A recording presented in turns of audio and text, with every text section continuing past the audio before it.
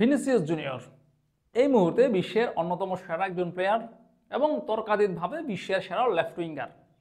Vinicius junior তিনি Real মাদ্রিদকে সামনে থেকে নেতৃত্ব দিচ্ছেন, রিয়াল মাদ্রিদের আক্রমণ ভাগটাকে নেতৃত্ব দিচ্ছেন। এই পজিশনে অর্থাৎ এই লেফট উইং পজিশনে আরেকজন ফুটবলার রয়েছে আর্সেনালে খেলা গ্যাব্রিয়েল মার্তিনেল্লি। এই মার্তিনেল্লিকেও কিন্তু অনেকেই বিশ্বের অন্যতম সেরা লেফট উইঙ্গার হিসেবে মেনে থাকেন। এই মার্তিনেল্লি এবং ভিনিসিয়াস জুনিয়র উভয়ের জাতীয় দলটা হচ্ছে ব্রাজিল। তো স্বাভাবিকভাবে এখানে প্রথম যে পজিশনটা সেটা হচ্ছে ভিনিসিয়াস জুনিয়রের, মার্তিনেল্লি হচ্ছে ব্যাকআপ অপশন বলা যায়।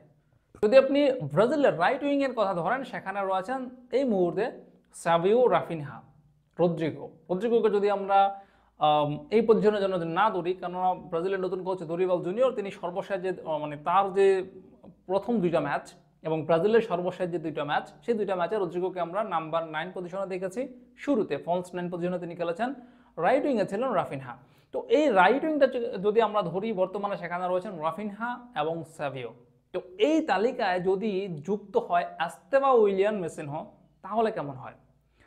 মেসিনহো এই মুহূর্তে পালমেরাসে খেলছেন, বয়সটা মাত্র 17 বছর, কিন্তু তার খেলার ধরন, খেলার গতি, তার যে ম্যাচিউরিটি সবকিছু দেখে আসলে মনে হচ্ছে না যে তার বয়স মাত্র 17 বছর।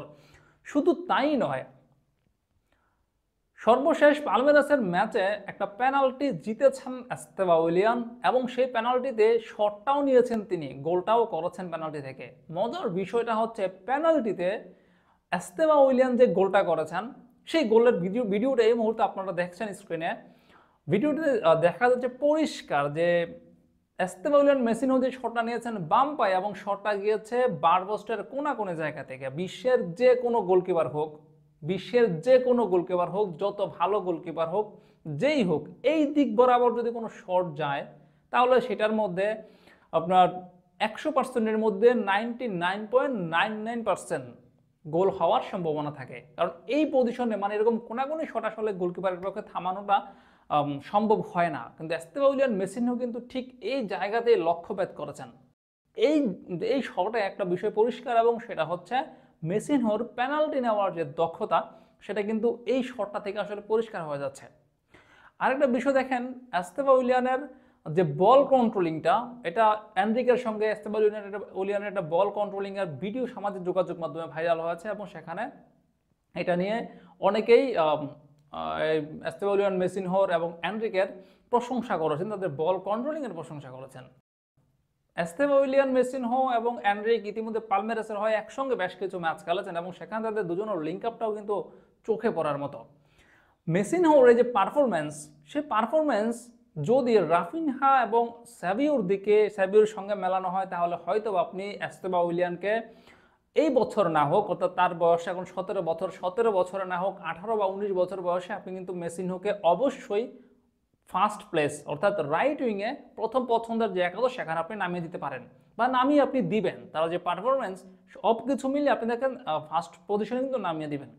তো যদি আপনার লেফট উইংটা হয় ভিনিসিয়াস জুনিয়রের, রাইট উইংটা হয় এস্তেবা উইলিয়ানের, এবং মাঝখানের যে পজিশন, দুজনের মাঝখানে নাম্বার 9 যে পজিশন, সেই পজিশনের জন্য যদি আপনি এনরিককে রাখেন, এখানে আপনি আরও বেশ কিছু নাম বলতে পারেন, রিচার্লিসনের নাম বলতে পারেন, গ্যাব্রিয়েল জেসুসের নাম বলতে পারেন, ভিটোর রোকের নাম বলতে পারেন, ইভেন আপনি বেনফিকাতে খেলা মার্কোস লিওনার্দোর নাম বলতে পারেন। তবে এনরিক তার যে পরীক্ষা, ব্রাজিলের জার্সিতে তার যে প্রথম মিশন, সেই মিশনে কিন্তু পাশ করেছেন, ইংল্যান্ডের বিপক্ষে গোল করেছেন এবং স্পেনের বিপক্ষে গোল করেছেন। ব্রাজিল কোচ দরিবাল জুনিয়রের গুড বুকে কিন্তু ফার্স্ট পজিশনের নামটা হচ্ছে এনরিকের। ভিটোর রোক তো বার্সেলোনাতে এখন নিজেকে খেয়ে হারিয়ে দিচ্ছেন, সুযোগ পাচ্ছেন না খেলার, যার কারণে তিনি অবশ্যই ব্রাজিল দলে ডাক পাবেন না। আসছে যে কোপা আমেরিকা, সেই কোপা আমেরিকায় কিন্তু তিনি ডাক পাবেন না, এটা অনেকটাই নিশ্চিত। মার্কোস লিওনার্দো হয়তো বা ডাক পেতে পারেন, তিনি বেনফিকাতে দারুণ পারফর্ম করছেন।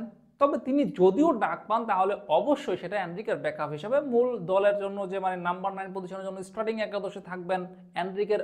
বর্তমানে এনরিকের প্রেজেন্টে তিনি যে মূল একাদশে থাকবে, সেটা কিন্তু অবশ্যই হবে না, আমার মনে হচ্ছে হবে না।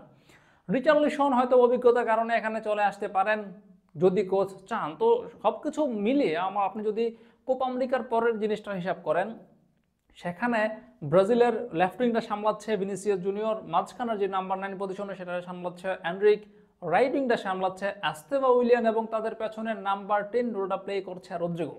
যদি এই রকম একটা লাইন আপ ব্রাজিলের আক্রমণ ভাগ হয় এবং তাদের ব্যাকআপ অপশনগুলো থাকে মার্তিনেল্লি, মার্কোস লিওনার্দো, রিচার্লিসন, সাভিও বা রাফিনহা, তাহলে ব্রাজিল দলটা কতটা শক্তিশালী হয়, ব্রাজিলের যে আক্রমণ ভাগটা সেটা কতটা শক্তিশালী হয়। আমার মনে হয় ব্রাজিল যে সময়টাতে আসলে বিশ্বকাপ জিতেছে ওই সময়টাতে ব্রাজিল যতটা তুখুর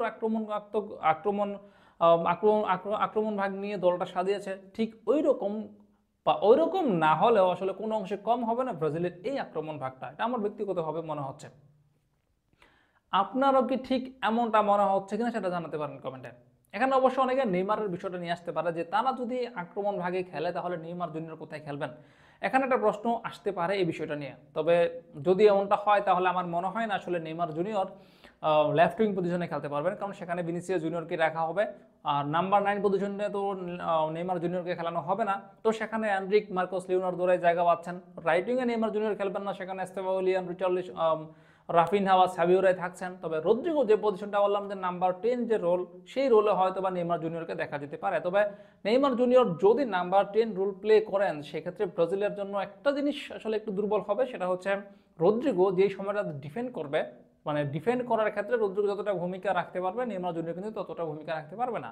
সেক্ষেত্রে নেইমার জুনিয়র দলের ডিফেন্সে সাহায্য করবে এমনটা প্রত্যাশা করা যাবে না।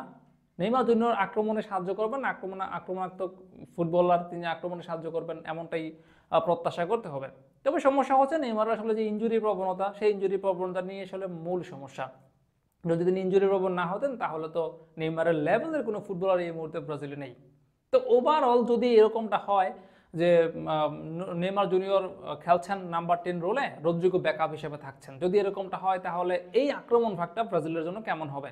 যদি 2026 বিশ্বকাপে ব্রাজিল এই আক্রমণ ভাগটা নিয়ে যায়, লেফট উইংয়ে ভিনিসিয়াস জুনিয়র, নাম্বার 9 হিসেবে এনরিক ফিলিপ, রাইট উইংয়ের থাকছেন এস্তেভাও উইলিয়ান এবং নাম্বার 10 রোলটা প্লে করছেন নেইমার জুনিয়র, যদি এই আক্রমণ ভাগটা নিয়ে 2026 বিশ্বকাপ খেলতে যায় ব্রাজিল, তাহলে সেই বিশ্বকাপে ব্রাজিলের ভালো করার সম্ভাবনা কতটুকু থাকবে বলে আপনি বিশ্বাস করেন, বা আপনিও কি ব্রাজিলের আসছে যে বিশ্বকাপ সেই বিশ্বকাপে এইরকম একটা আক্রমণ ভাগ দেখতে চান কিনা সেটা জানাতে পারেন কমেন্টে।